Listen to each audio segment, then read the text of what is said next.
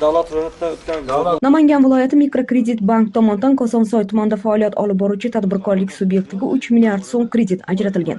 Biroq kredit mablag'lari o'z vaqtida qaytarilmaganligi sababli fuqarolik ishlari bo'yicha Yangiqo'rg'on tumanlar aro sudiga da'vo arizasi kiritilgan. Unga ko'ra bank da'vosi qanoatlantirilib, kreditni majburiy tartibda undirish va undiruvchi mol-mulkiga qaratish belgilangan. Mazkur ijro hujjati byuro organlari ish yurituviga kelib tushgan va harakatlar olib borilgan. Tadbirkorlik subyektiga ixtiyoriy muddat berilganiga qaramay qarzdorlik qoplanmagan.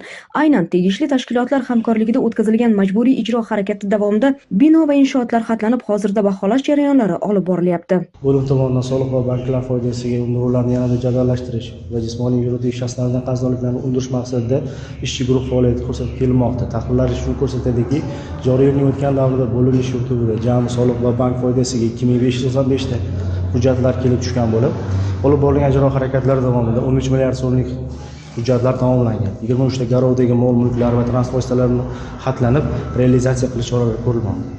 Majburiy ijro byurosi Kosonsoy tuman bo'limi tomonidan soliq va banklar foydasiga undirish bilan bog'liq hujjatlar ijrosini ta'minlash maqsadida kunlik tadbirlar o'tkazib kelmoqda. Bo'limda tashkil etilgan ishchi guruhlar tomonidan qarzdorlik kelib chiqish sabablari tahlil qilinib, undirish choralari ham ko'rilyapti. O'tkazilayotgan tushuntirish va ogohlantirish ishlariga qaramay, hali hanuz soliq va bank qarzdorligini bartaraf etmayotgan jismoniy va yuridik shaxslarga nisbatan majburiy ijro harakatlari olib borilyapti. Asosiysi soliq va bank qarzdorligini undirish borasida amalga oshirilayotgan chora-tadbirlardan ko'zlangan maqsad kimnidir jazolash yoki birovning mulkini olib qo'yish emas, aksincha mamlakatda qonun ustuvorligini ta'minlash, davlat va jamiyat manfaatlarini himoya qilishga qaratilgan. Bu kun Xulgar Ismoilova, Namangan.